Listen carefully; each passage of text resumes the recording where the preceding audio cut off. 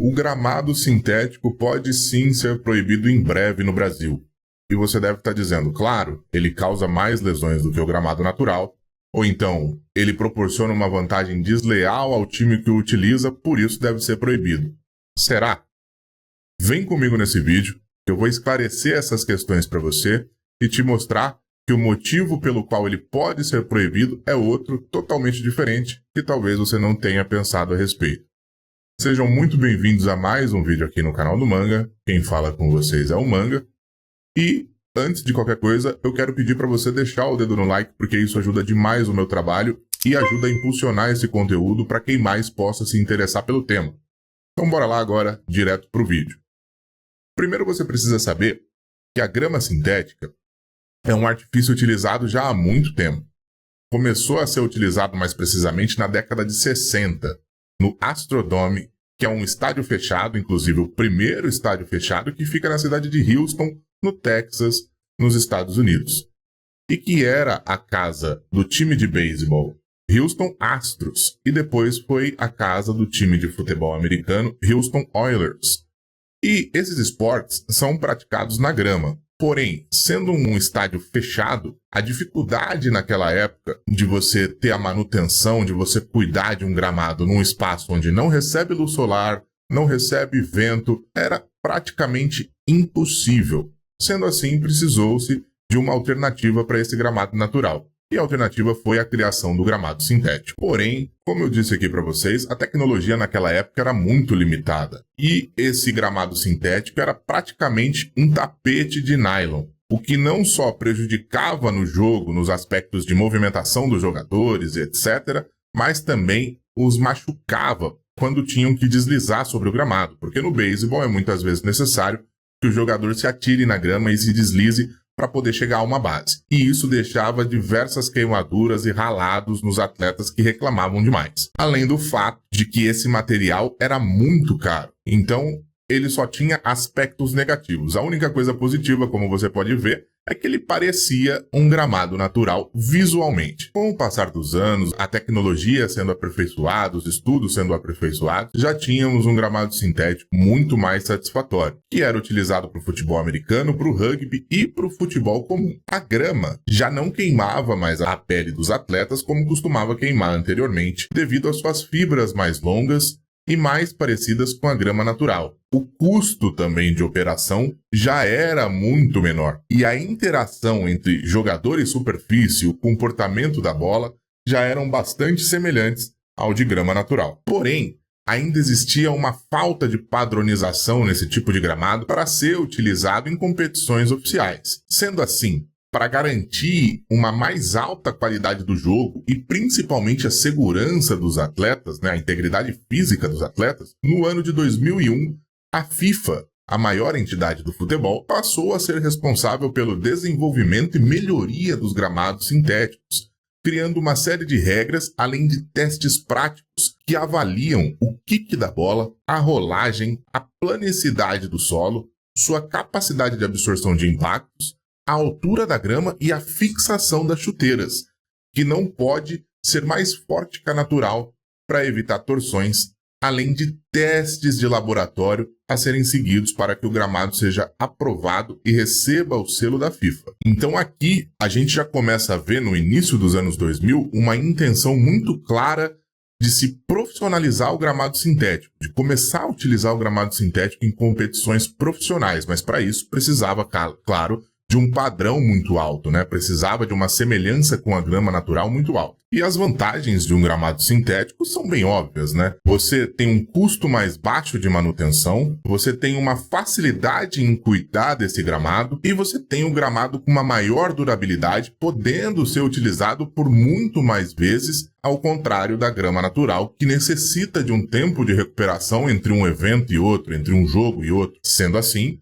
o gramado sintético passou a ser muito desejado na prática de alguns esportes. Mas com isso, vem a primeira e talvez a maior dúvida que a gente pode ter a respeito da grama sintética. Ela é responsável por mais lesões? Ou seja, é mais provável que um jogador sofra uma lesão no gramado sintético do que no gramado natural? A lenda Lionel Messi, o alienígena Lionel Messi, ganhador de 226 bolas de ouro, acredita que sim, tanto que o seu contrato com o Inter Miami o libera de jogos nesse tipo de gramado, nesse tipo de superfície. Mas tá, o Messi diz que sim. O que a ciência conta pra gente a respeito disso? Algumas pesquisas feitas de início apontaram que sim, que os gramados sintéticos causam mais lesões. Porém, um estudo realizado na Finlândia, muito mais minucioso e publicado simplesmente na mais bem conceituada revista de medicina do mundo, a The Lancet, contou outra história. Após a revisão de mais de 1.500 artigos e estudos sobre o tema, foi concluído que, pasmem, existe uma chance 14% a mais de ocorrerem lesões no gramado natural. Exatamente.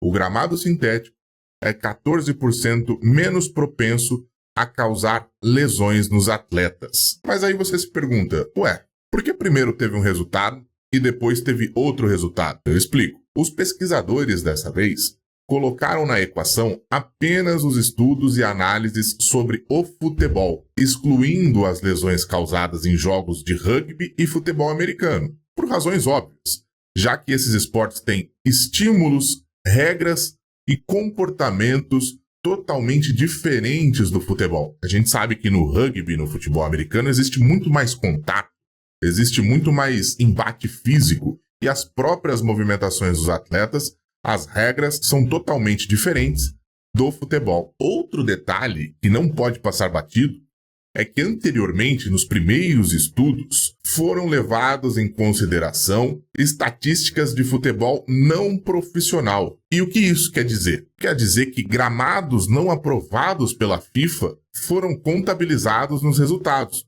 Ou seja, um gramado amador de um campo de várzea, de um campo de qualquer lugar, foi levado em consideração num estudo junto com o gramado sintético que passa por uma série de testes da FIFA, o que não faz o menor sentido, já que a qualidade desses gramados é totalmente diferente. São dois universos muito distintos. Um visa não só o aspecto visual, mas em termos de performance semelhante ao gramado natural. E o outro tem simplesmente a missão de ser muito mais barato e ser visualmente parecido com a grama natural. E como são formados os gramados sintéticos?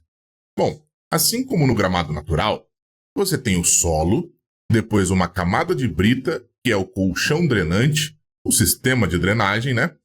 Uma manta de amortecimento, como no caso do Allianz, que o material é feito na Alemanha e ajuda na sustentação e drenagem do gramado. Depois vem a grama de polietileno e aí a camada de preenchimento, que diminui o impacto e a temperatura, que no caso do Allianz é o termoplástico, que a gente tem visto aí grudado na chuteira dos atletas, o que tem causado, ou pelo menos acalorado, essa discussão acerca do gramado sintético. E por que a gente viu esse termoplástico grudado na chuteira dos atletas? Simplesmente porque o gramado não recebeu a adequada e devida manutenção. Outra pergunta também que é bastante colocada aí como um dos motivos para se proibir o gramado sintético é a vantagem que os times que utilizam esse gramado têm em cima dos times que não utilizam esse gramado. Mas afinal, isso garante de fato uma vantagem competitiva? Bom, então, sim e não. E eu vou explicar aqui o porquê. Um levantamento feito pelo Estadão, um jornal tradicional aqui no Brasil, considerou a última temporada antes da implementação do gramado sintético e a primeira após a implementação do gramado sintético para esclarecer isso através de números. O Atlético Paranaense teve um aproveitamento de 63,9% nos jogos em casa em 2015, antes do gramado sintético, e de 79,8% em 2016 com o gramado sintético. Já o Botafogo teve 49,5% de aproveitamento em 2022, sem o sintético, e de 66,7% em 2023 com o sintético. Então aqui a gente pode ver que existe sim uma vantagem competitiva.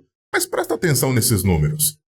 O Botafogo terminou o ano de 2023 com 13 vitórias o mesmo número de vitórias que em 2022, quando ainda não tinha o gramado sintético. A diferença fica por conta dos empates, que em 2022 foram 4 e em 2023 foram 7, e o número de derrotas, que caiu bastante, em 2022 foram 12 e em 2023 foram 3. Lembrando que o Botafogo fez uma bela campanha também no Campeonato Brasileiro, uma das melhores da história, se não a melhor da história dos pontos corridos. Porém, já com o Palmeiras, a história nos conta outra coisa. Em 2019, o Verdão teve 78% de aproveitamento, isso sem o sintético. E em 2020, teve 70% com o sintético, ou seja, uma queda no aproveitamento. E os números mostram o seguinte: o Verdão teve 21 vitórias, tanto em 2019 sem o sintético, quanto em 2020 com o sintético, tendo 5 empates em 2019 e 11 empates em 2020, e 3 derrotas tanto em 19 quanto em 20. Então, o que a gente pode concluir aqui? É que pode ou não existir uma vantagem competitiva. E quando a gente olha para o número de vitórias dessas equipes, com e sem o gramado sintético, a gente não vê alteração. Então, isso nos diz que a qualidade do jogo, a qualidade do gramado, pode ter melhorado o jogo para as duas equipes, tanto a visitante quanto a equipe da casa. Então, a gente pode concluir que essa vantagem pode ou não ocorrer de fato, mostrando, claro, que as condições de jogo foram pouco afetadas para ambas as equipes, tanto a visitante quanto a equipe da casa. Agora, com essas duas questões, as principais questões esclarecidas, você deve estar se perguntando, ou até me perguntando: mas se não causa mais lesões, se a vantagem pode ou não acontecer, por que tantas ligas importantes pelo mundo têm proibido o gramado sintético e principalmente porque a FIFA não o utiliza em suas competições, já que a mesma participa do processo de aprovação e de testes para esses gramados? E a resposta é muito simples: os atletas não querem. Exatamente, os atletas não querem. Mesmo com os estudos, as comprovações científicas, a grande maioria dos atletas se posiciona contra o gramado sintético. E por que isso acontece? Uma questão muito forte para essa resistência dos atletas é a adaptação a esse tipo de gramado. Os jogadores são acostumados desde sempre a atuar em gramados naturais.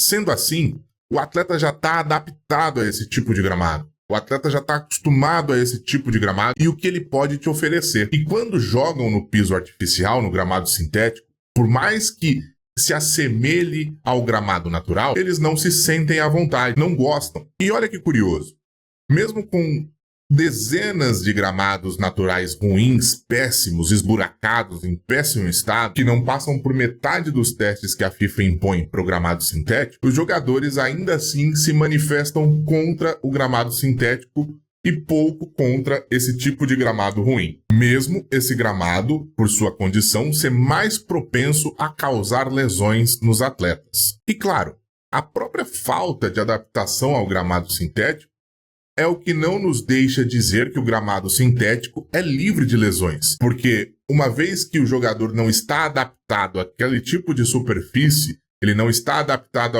ao que aquela superfície pode oferecer, é claro que lesões podem ocorrer. E eu explico isso para você. Pense num corredor, né? Um entusiasta do esporte, um atleta que pratica suas corridas numa esteira de academia. Ele está adaptado e confortável àquele ambiente. Mesmo existindo o risco de lesão, ele se mantém confortável, pois é uma situação a qual ele já está acostumado. Se colocarmos esses corredores para correrem na rua ou então na areia, eles precisarão de um tempo de adaptação, porque irão estranhar essas superfícies. Mesmo que essas superfícies possam apresentar menos, igual ou mais risco de lesões a esses atletas. Tudo se trata da adaptação, porque é preciso de um tempo para que o sistema músculo-esquelético, que é aquele responsável pelas nossas respostas ao ambiente, se adapte. Mas no futebol não há esse tempo. Agora, com essas questões esclarecidas e com esse fator dos jogadores não gostarem desse tipo de gramado, a gente pode entender o porquê muitas ligas importantes pelo mundo tem proibido esses gramados e o porquê da FIFA não os utilizar em suas competições oficiais.